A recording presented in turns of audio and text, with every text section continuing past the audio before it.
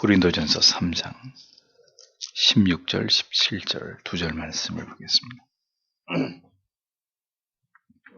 고린도전서 3장 16절, 17절 같이 읽겠습니다. 너희가 하나님의 성전인 것과 하나님의 성령이 너희 안에 거하시는 것을 알지 못하느뇨. 누구든지 하나님의 성전을 더럽히면 하나님이 그 사람을 멸하시리라.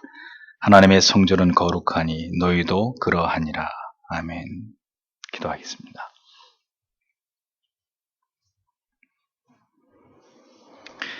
하나님 감사합니다. 금요일 저녁에 또다시 우리가 하나님 앞으로 나와 하나님의 말씀을 들으며 그것으로 하나님 또 이 시대에 우리에게 주시는 하나님의 뜻을 깨닫기를 이 시간에도 사모합니다.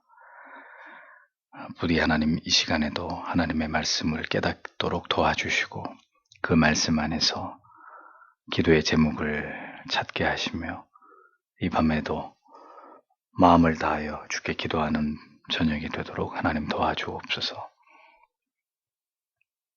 하나님께서 하나님의 뜻을 드러내시며 하나님의 사랑하는 자들을 찾으시려고 하실 때에는 선명한 복음을 선포하는 선지자와 사도를 통해서 하나님의 뜻을 전달하게 하셔서 그것을 믿는 자들에게 구원의 은혜를 베푸셨던 것을 기억합니다.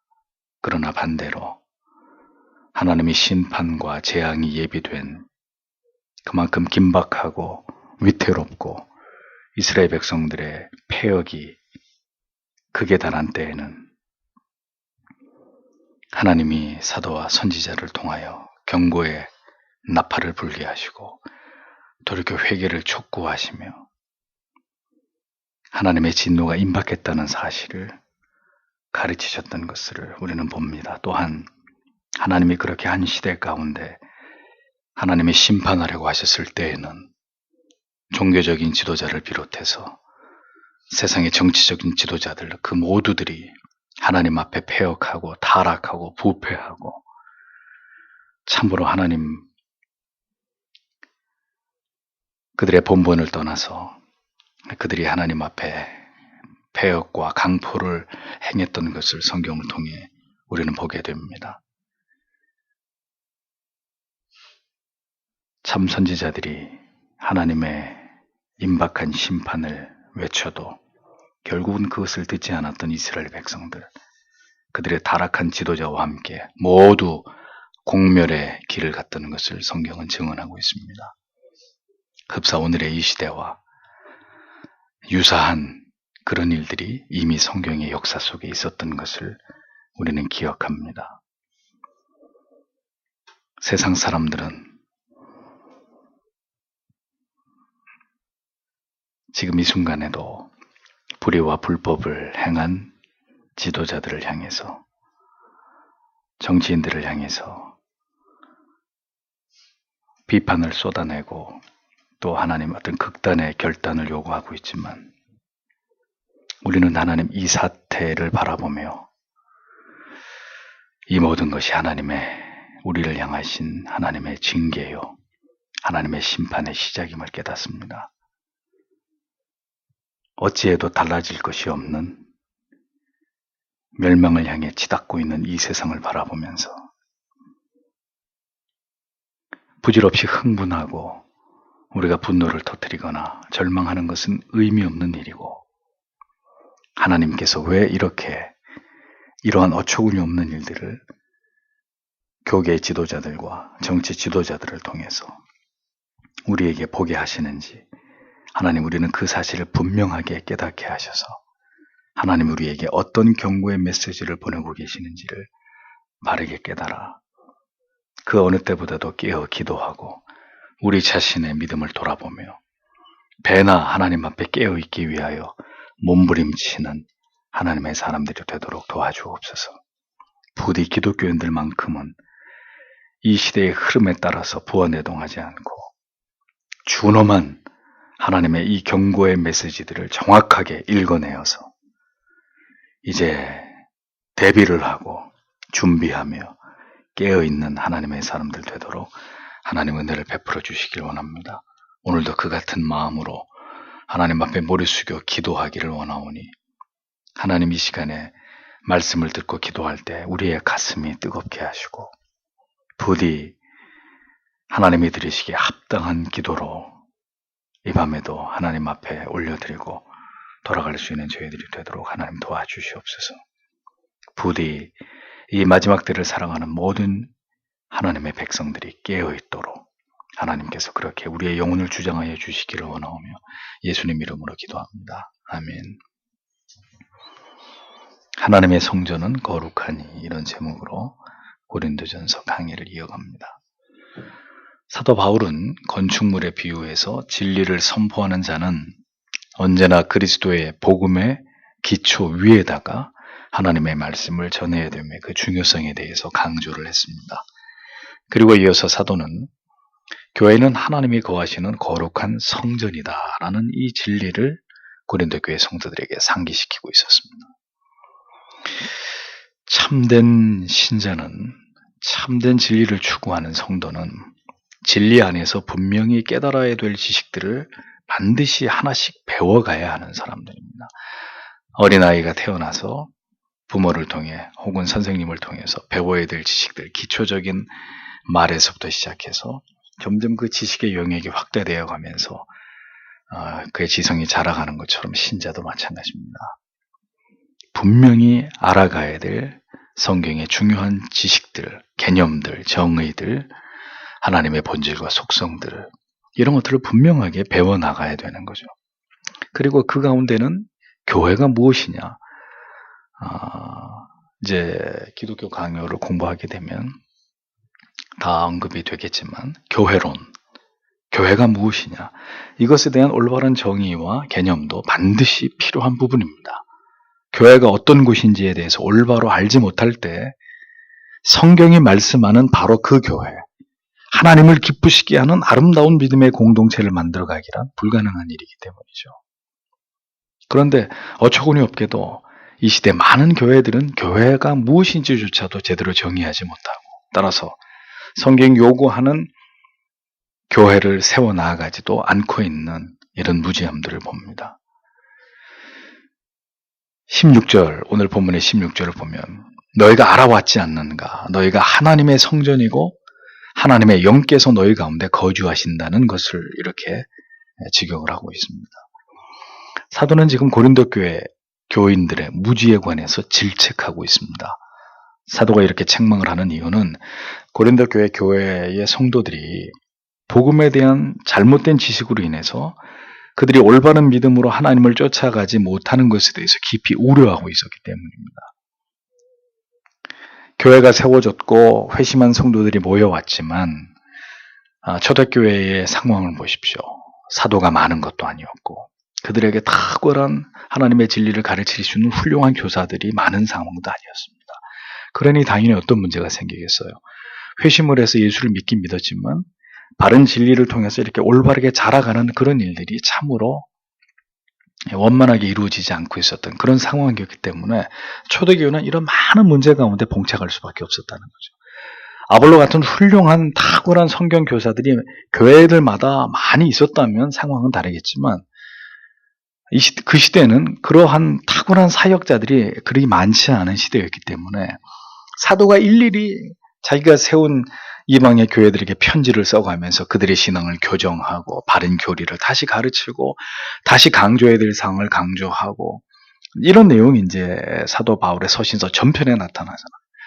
교회는 많아졌고 성도는 많아졌지만 가르칠 자들은 태부족한 상황에서 사도는 쉴 틈 없이 서신을 써서 그들을 양육하고 가르치고 훈계하고 교훈하고 때로는 격려하면서 그런 목회의 사역을 감당했던 것을 볼 수 있단 말입니다.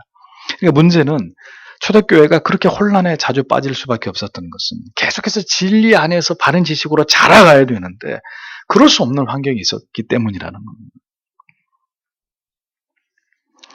그러니 오합지졸처럼 교회가 세워졌어도 잠시 사도가 다른 곳으로 가서 또 복음을 전하거나 한눈을 팔게 되면 또 교회가 이렇게 엉망진창이 되어버리는 이런 문제들이 발생할 수밖에 없었다는 겁니다. 그래서 신자는 끊임없이 이렇게 교정이 요구되는 사람들입니다. 죄인들은 그냥 가만히 있으면 안 되고 끊임없이 하나님의 말씀의 지식과 깨달음, 때로는 채찍과 검을 통해서 계속해서 깨닫고 수정하고 때로는 수술하고 도려내고 때로는 채찍을 맞으면서 그 훈계를 통해 깨달아가면서 계속해서 이렇게 교정이 되고 수정이 되어가야 되는 그런 존재들이라는 말이에요. 이 땅의 모든 교회들이 그렇습니다. 하나님의 말씀을 통해서 다시 믿음의 좌표를 수정하고 정확한 지식을 통해서 자신들의 오류와 죄를 정확하게 간파하면서 하나님이 이끄시는 방향으로 끊임없이 나아가야 된다는 거예요. 그래서 한 번 개혁되어진 교회는 계속해서 개혁되어져야 가야 한다. 이 명제는 너무나 중요한 것이죠. 사도는 사역자들을 앞세워서 파당을 나누어 가지고 교만한 마음으로 서로 대립하고 있었던 고린도 교회 성도들에게 교회가 무엇이냐 이것을 정의하고 있습니다. 사도는 너희는 하나님의 성전이고 하나님의 영이 너희 안에 거하고 계시는 것을 어찌 알지 못하느냐라고 훈계합니다. 즉 신자는 그 몸이 그리스도의 교회이고 하나님의 성전인 까닭은 성령이 내주하시고 있기 때문이다. 이렇게 설명하고 있는 거죠. 신자의 영혼과 신자가 모인 공동체, 교회는 그 교회라는 의미 그대로 거룩한 무리들의 모임입니다. 성령이 함께 하시는 이 세상의 여타 다른 모임, 다른 곳과는 구별된 곳이 에클레시아, 교회입니다. 성령이 함께 하시는 신자와 교회는 그렇기 때문에 이 땅에 존재할 때 뭘 추구하겠어요? 항상 거룩을 추구하는 거예요. 순전한 복음, 진리를 지키는 올바르게 하나님을 예배하는 이 가치를 추구하게 되어 있습니다. 빨리 예배당을 화려하게 짓고 많은 성도를 끌어모으는 것이 관심이 아니라 온전히 성경이 말씀하고 있는 그 거룩과 순교를 추구하고 올바른 예배를 하나님께 드리고 성도들이 진정한 성도와 성도 간의 아름다운 합당한 사랑의 교제를 나누고 절대로 분열되거나 갈등하거나 대립하지 않고 하나를 추구하는 이런 본질적인 가치에 대해서 하나님의 참된 교회들은 항상 그것을 가장 최고의 가치로 여기고 그것에 올인한단 말이에요. 그리고 모두 합해서 힘을 합쳐서 한 마음이 되어서 성화를 이루어 나가면서 하나님을 영화롭게 하려고 하는 그 가치를 계속 지향해 나아가는 사람들이 바로 성도이고 그것이 하나님의 복음에 합당한 교회라는 이야기죠. 그래서 신자는 언제나 자기 자신부터 시작해서 교회는 하나님의 영을 모시고 있는 그런 구별된 장소이다라는 의식을 가지고 살아가야 합니다. 내 몸이, 내 영혼이, 내 마음이 내 것이 아니라 성령을 모시고 있는 하나님의 전이다. 이런 의식이 있어야 된다는 거죠. 그래서 성령을 모시고 있는 신자이기 때문에 우리의 몸이나 우리의 정신과 마음을 함부로 할 수 없는 것입니다. 예?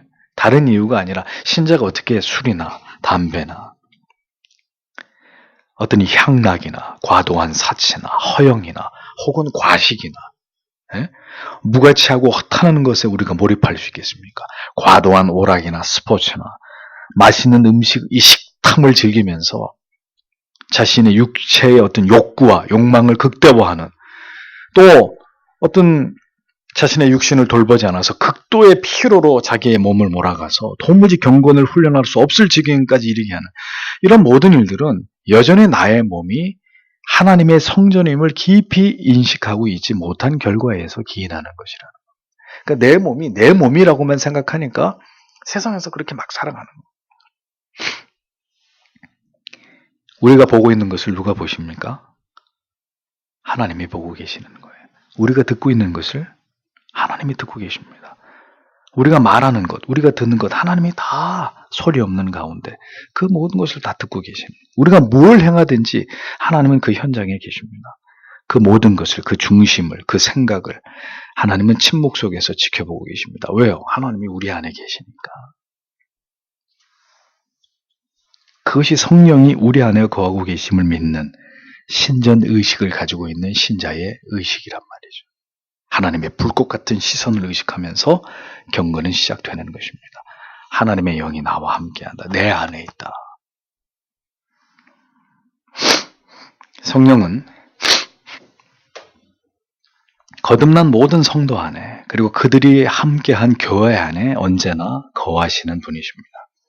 그 성령은 탄식하기도 하시고 근심하기도 하시고, 데살로니가전서 5장 19절의 말씀처럼 우리를 영원히 떠나시지는 않지만 우리가 죄악을 향하면서 하나님을 멸시할 때 그 역사를 일시적으로 사라지게 소멸케 하시는 분이시기도 하다는 것을 우리는 잊지 말아야 합니다. 저거 좀 꺼주세요. 성령은 교회 안에 성도 안에 거하시면서 구원과 성화를 이루어 가시고 하나님의 계획과 뜻이 성도와 교회를 통해서 이 땅 가운데 명료하게 드러나게 하시는 그런 일들을 행하십니다. 어떤 어려움이 있어도, 어떤 핍박과 환란이 있어도 성령이 붙들고 있는 교회와 성도는 그 사명을 감당해냅니다. 성령의 조명하심을 통해서 하나님의 진리의 말씀을 깨닫게 하시고 그 말씀이 우리의 영혼에 깊이 각인되게 하시고 그것으로 말미암아 우리의 신앙과 인격과 삶이 변화되게 하시는 그 모든 일들을 교회 안에 계시는 성령이 하시는 일이라는 거죠. 성령의 은사를 추구하는 것만이 전부가 아니라 성령이 이렇게 우리 안에 거하심으로 우리의 삶이 진정으로 변화되어 가고 성령의 열매를 맺게 하는 것이 진정한 성령이 거하시는 성도와 교회라는 사실을 사도는 거듭 강조하고 있는 것을 보게 됩니다. 성령의 열매에는 관심이 없고 성령의 은사에만 관심이 있을 때 마귀가 역사하는 거예요. 그런데 성령의 은사를 받고자 하는 자들이 결국 성령의 열매를 통해서 하나님께 영광을 돌리고자 할 때에 정말 필요한 은사들이 그 교회에 임하는 것이죠. 그런데 대부분의 잘못된 은사자들은 은사만을 구하기 때문에 마귀가 역사하는 거죠. 그래서 은사자들 가운데 성령의 열매가 나타나는 사람들을 보셨습니까? 은사만 자랑하지. 그러니 그것이 성령과 상관없는 것이라는 겁니다. 교회는 성도의 영광은 성령이 함께 하시고 역사하심에 있습니다. 성령이 떠나가신 교회, 성령의 역사하심이 멈추어버린 교회, 당연히 어려움에 직면할 수밖에 없습니다. 신자들은 신앙의 생기를 잃어버리게 되고 예배는 성령이 주시는 거룩한 감동과 깨달음과 위로가 아닌 인위적이고 인본주의적이고 어떤 세속적인 안위와 즐거움만이 가득할 뿐인 영적인 후패가 일어나게 되는 거죠. 신앙의 가식과 위선의 각질은 점점 더 두꺼워지게 되고 깨어지지 않는 자기 사랑과 교만은 결국 서로를 찌르면서 상처를 주고받게 되는 세상과 방불한 모임으로 점점 더 퇴락해가는 그런 일들이 성령이 떠나간 교회에 일어날 수밖에 없는 것입니다. 신자는 교회를 이루고 있는 지체들은 반드시 교회는 하나님의 성전이며 우리 안에 하나님의 영이 머물고 계신다는 사실을 망각하지 말아야 됩니다. 성령이 함께 하시는 교회와 예배, 성도의 교제는 그렇지 않은 것과 반드시 감추어지지 않는 구별됨이 나타나게 돼 있어요. 그래서 어느 교회든지 가서 그 교회에서 예배를 드리고 성도와 교제를 해보면 이 교회는 성령이 함께 하시는 교회구나. 이 교회는 성령이 떠나가신 성령과 무관한 교회구나라는 걸 어렵지 않게 알 수 있는 것입니다. 그것은 감추거나 숨기거나 없는 걸 잊게 할 수 없는 아주 본질적인 부분이기 때문이죠. 성령이 다스리고 통치하시면서 성령이 그 말씀을 통해서 역사하시는 교회와 그러한 성령이 함께하는 성도가 되기 위해서 우리는 언제나 가장 중요한 그 본질을 붙들고 기도하고 그것을 사모하는 자들이 되어야 한다는 거죠. 참된 교회와 신자됨의 정체성을 올바로 갖지 못할 때 고린도 교회처럼 본질을 망각한 채로 무지 속에서 온갖 혼란과 무질서와 분열을 일삼는 사람의 모임으로 교회는 결국 전락될 수밖에 없는 것입니다. 성도가 하나님의 몸으로서의 교회의 정체성을 올바로 지켜나가지 않을 때 그럴 수도 있는 정도로 그냥 이렇게 끝날 수 있으면 다행인데 성경은 그 모든 것에 대한 준엄한 하나님의 징계가 있다는 사실을 이어서 말씀하고 있습니다. 우리의 몸이 하나님의 성전이고 하나님의 영이 우리 안에 함께한다는 사실을 가볍게 여기는 자들, 그 사실을 망각해버리는 사람들. 이 교회가 지켜야 될 본질을 지켜내지 못하는 자들에게 하나님의 어떤 징벌이 임하느냐. 17절에 만일 누구든지 하나님의 성전을 파괴하면 하나님께서 이 사람을 멸하실 것이다. 왜냐하면 하나님의 성전은 거룩하기 때문이다. 너희가 그것이다. 이렇게 직역하고 있습니다. 한글 번역에는 성전을 더럽히면이라고 번역이 되어 있지만 더럽히다 이 단어에는 사실 그 뜻만이 아니라 타락시키다, 부패시키다, 파괴하다 이런 의미들이 다 들어있습니다.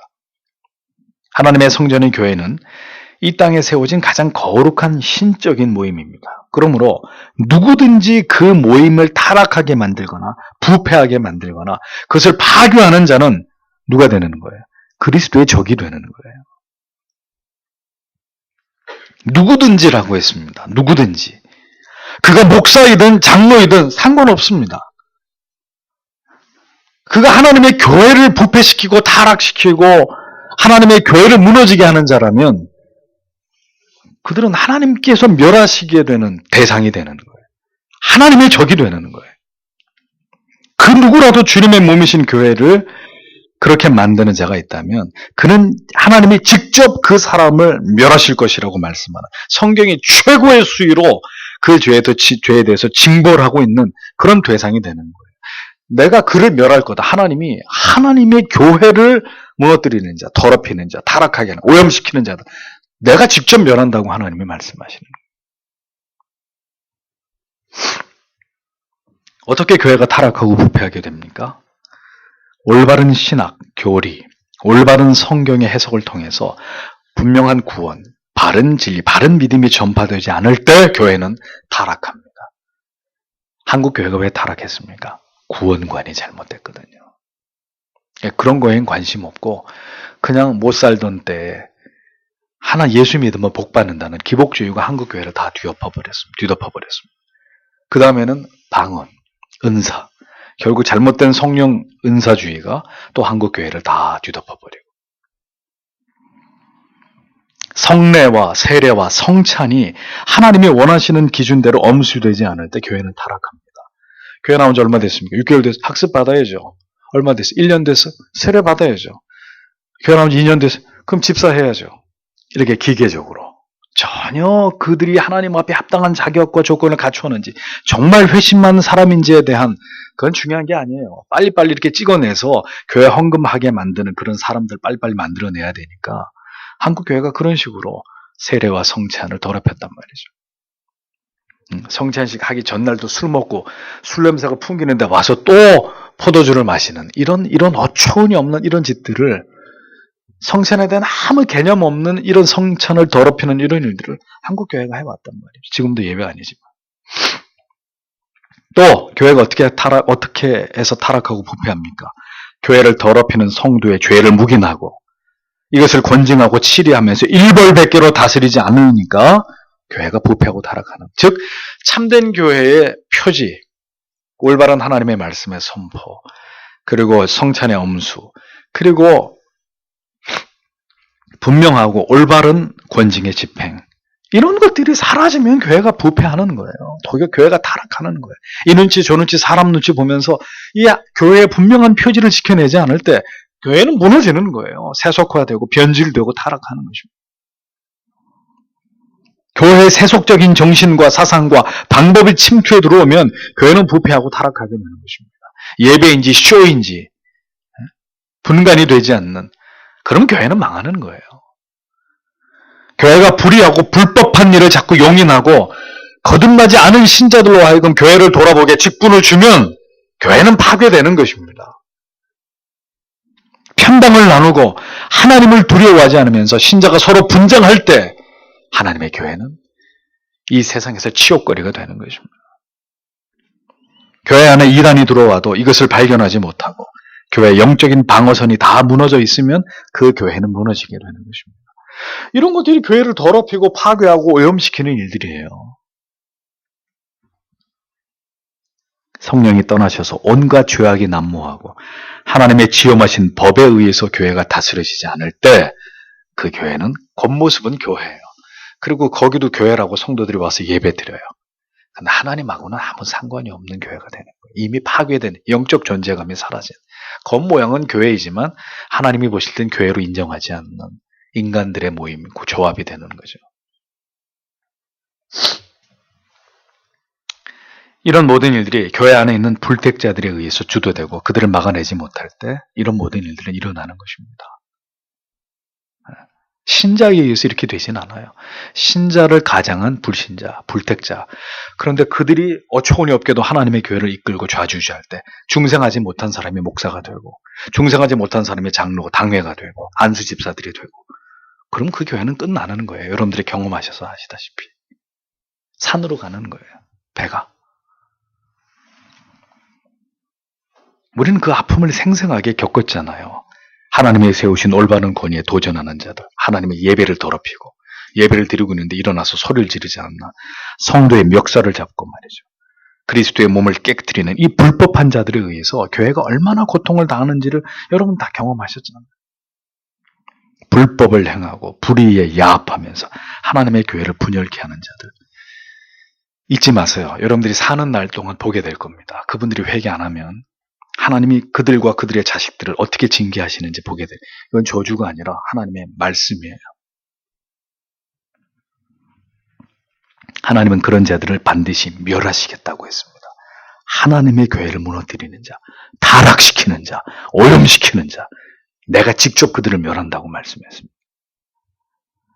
하나님의 교회를 고통스럽게 한 자, 성령을 소멸케 하는 거짓된 복음을 전하고 목사가 예배를 회방하고 권위를 부정하고 자기 목소리를 높이면서 성도를 이간하고 온갖 더러운 정치로 교회를 흔드는 자들, 그렇게 주님의 교회를 부패시킨 자들, 하나님의 두려운 형벌이 임하는 것입니다.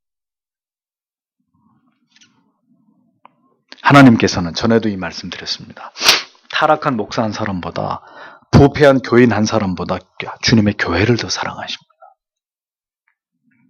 교회는 분명 영혼을 사랑하고 바른 진리로 이끌어야 하지만 타락하고 부패하고 불의를 행하고 하나님의 성전인 교회를 더럽히는 자들까지 사랑하는 게 아니에요. 그것을 용인하는 것은 교회가 아닙니다. 하나님께서 세우신 교회와 공동체를 파괴하고 거룩한 권위에 도전하고 교례와 신학과 교회의 법을 어기는 자들에 대해서는 반드시 하나님의 법의 지엄함을 보이고 교회의 순수성과 거룩성을 분명히 지켜내야 되는 것입니다. 그것이 교회 머리 대신 하나님의 명령입니다. 그 누구도 하나님의 교회를 더럽혔다면 그는 철저한 회개가 있어야 될 것이고 만약에 그가 회개를 거부한다면 출교시키는 거예요. 제명시키는 거예요. 그래서 하나님의 교회의 부패를 막아야 되는 것이 교회 책임입니다.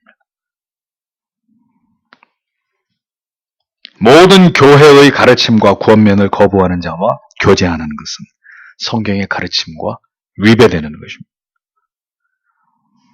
교회에서 치리하고 출교를 한 자와 계속 내통을 하는 일, 불법한 일입니다.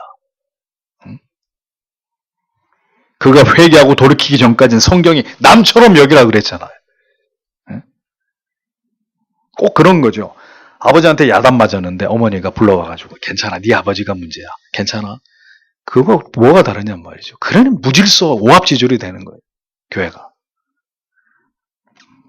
회개하기 전까지는 받아들일 수 없는 것입니다. 그래서 우리는 그에게 회개를 종용하고 회개하고 속히 돌아오라고.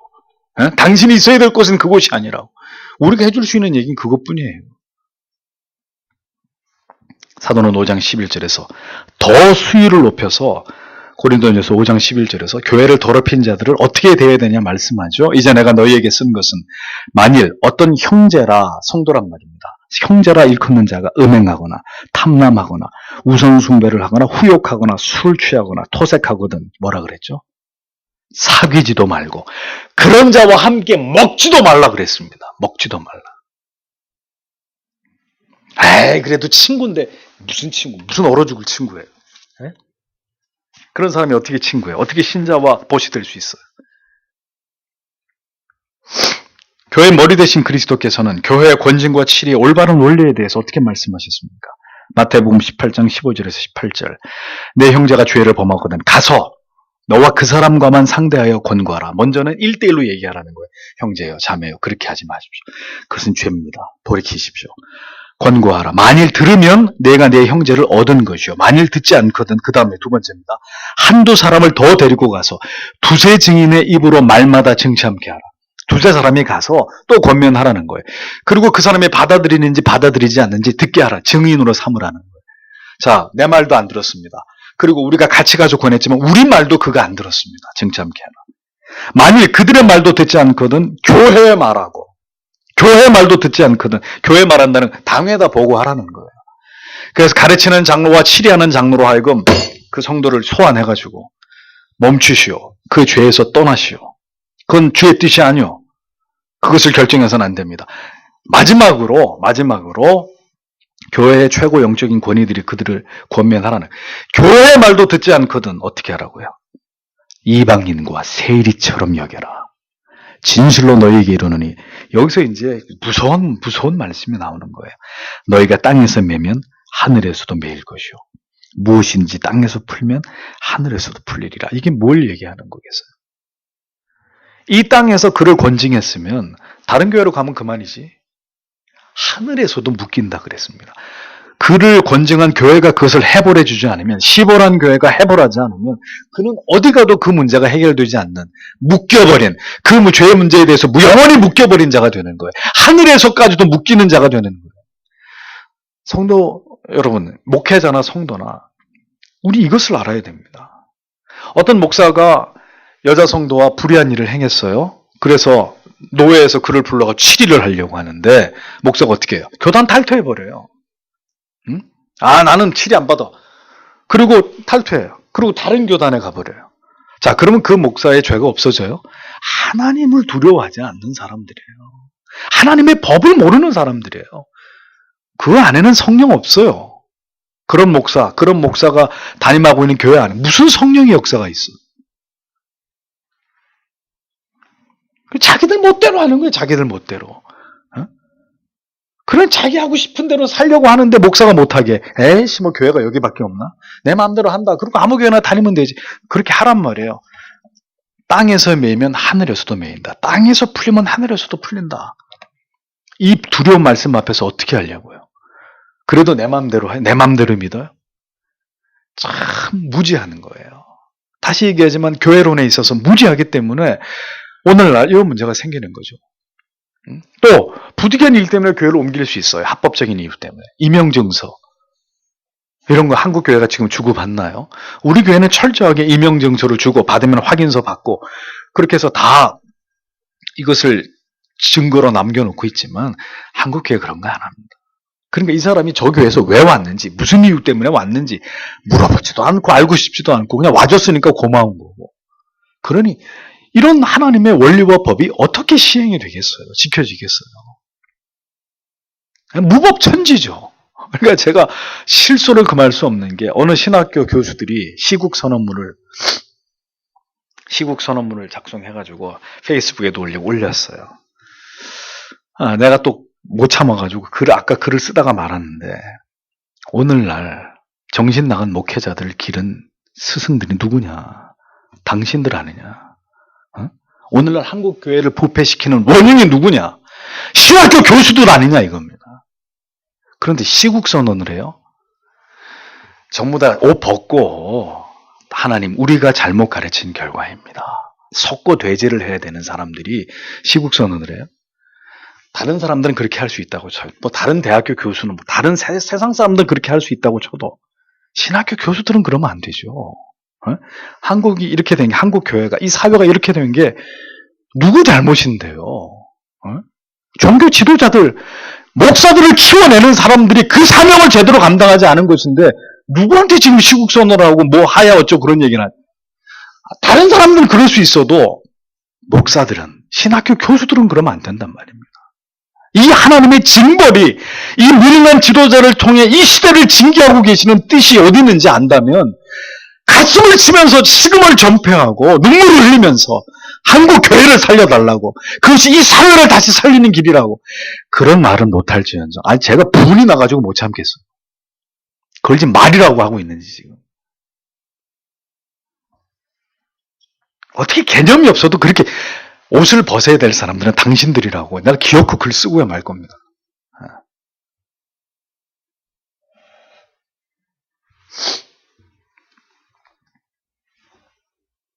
하나님의 법을 어기고 교회 관할 지도, 교육에 복종하지 않는 사람은 신자일 수 없습니다. 그는 교회를 부패하고 타락하게 하는 자요, 그리스도의 교회를 파괴하는 자입니다. 그런 사람을 교회가 맹목적으로 사랑으로 품고 치료하지 않을 때 어떻게 되던가요? 어떻게 되는가? 교회의 질서는 다 파괴되는 거예요. 그런 사람 어용 집사, 어용 장로 세워놓으니까 교회가 어떻게 되는가요? 교회의 부패는 가속화될 수밖에 없는 것입니다.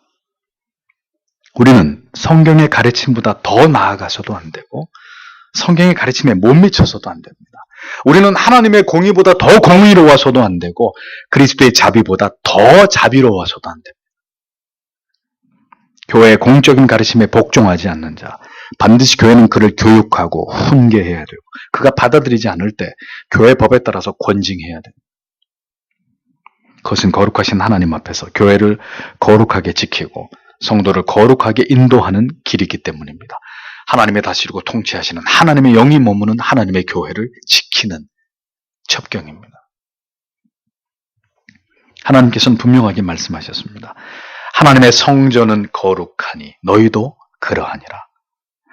이 땅에는 거룩한 교회, 거룩한 성도만이 존재하는 거예요. 네? 그것이 이 땅에 교회를 세우신 하나님의 뜻이기 때문입니다. 그래서 교회는 끊임없이 진리를 가르치고 그것으로 교정하고 훈계하고 바르게 하고 회개케 하는 그런 곳입니다. 이것을 수용하고 잘 순종하고 따라오는 자는 하나님의 성전, 교회의 일원이고 이것을 거부하고 부정하고 권위에 불복하고 교회의 법을 떠나서 마음대로 교회를 이탈해서 떠도는 사람들은 그 하나님이 세우신 교회와 교회의 법을 부정하는 사람들입니다. 성도가 타당한 이유 없이 임의로 교회의 가르침에 불복하고 지체됨을 이탈하는 행위는 명백한 불법이고 죄라는 것을 기억해야 합니다. 거룩함을 힘써 지켜 나아가는 교회의 지체들은 바로 그 신적인 의무와 사명이 있는 사람들입니다. 우리가 무지했을 때 지은 죄라 어떡하겠습니까? 그러나 이제는 이러한 것을 깨달았다면, 이런 진리와 원리와 법을 깨달았다면 이것을 하나님 앞에서 굳게 지켜가야 되는 것이죠. 사도는 이 말로 지금 혼돈과 무질서 속에서 그리스도의 몸이신 교회를 흔들고 있었던 고린도 교회의 성도들을 무섭게 책망하고 있었던 것입니다. 자, 여러분, 이제 여러분들이 이렇게 말씀을 통해서 그것이 교회구나. 교회는 그런 것이고 정말 성령에 의해서 통치되는 교회의 지체됨이라는 것은 그런 것이구나 라는 것을 깨달았잖아요. 그런 안목으로 이제 교회를 바라보란 말이죠. 한국 교회가 이런 법들을 하나님, 두렵고 떨리는 하나님 앞에서 이러한 법들을 얼마나 성실하게 지켜가고 있는가. 이 교회됨의 가치들을 지키기 위해서 얼마나 사투를 벌리면서 사람이 우상이 되지 않고 한 명 더 성도가 그런 것에 연연하지 않으면서 이렇게 분명한 기치를 걸고 이 가치를 지키려고 하는 교회가 서울 장안에 얼마나 되겠냔 말이죠.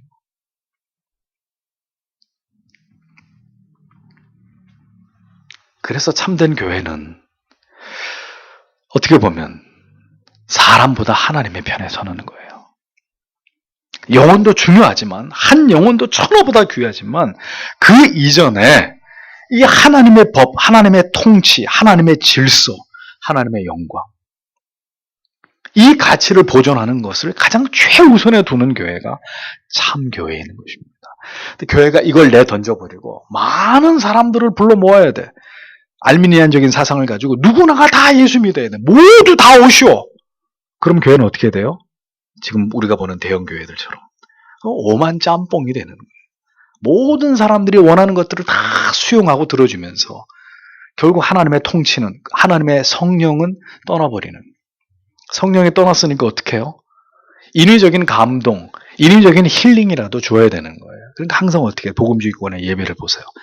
늘 이렇게 감동적이고 우리 닭살 돋는 이런 멘트들, 찬양을 불러도 막 이렇게 사람의 말로 어떻게, 악기로 어떻게 해보려고. 그리고 설교도 그렇게 달콤하고 사람을 울렸다가 웃겼다가 그런 기법들을, 인위적인 기법들을 사용하면서 그게 성령의 은혜인 것처럼 성도들 기만하는 곳에 도가 텄잖아요. 성령은 그렇게 스윗한 것이 아니라 소프트한 그런 하나님이 아닙니다. 투박합니다. 하나님의 말씀을 통해서 역사합니다. 죄인들의 심령 속에.